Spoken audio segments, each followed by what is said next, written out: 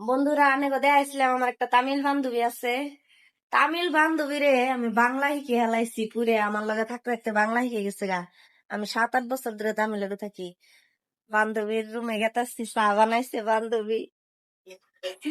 বাংলা কইবে হ্যাঁ, তামিল কম দেবো না, বাংলা। তোমার তো বাংলা শিখাইছি আমি। চা হয়েছে হইতাছে।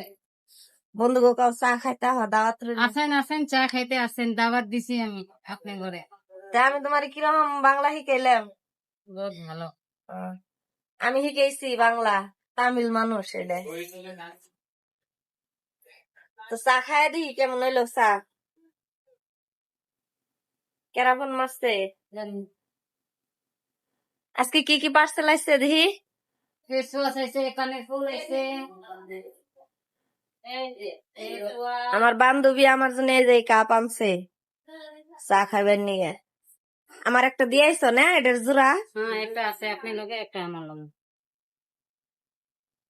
আজকে পার্সেল কিন্তু এমনি সুন্দর, আরো সুন্দর কার দেখাইবে।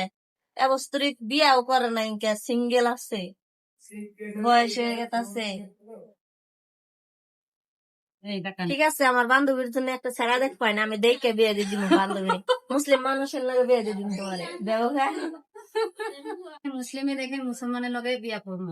মুসলমানরা বিয়ে করবা? হ্যাঁ, কানেরটা করুন, ভালো করুন। লাগছে। ভালো আছে না?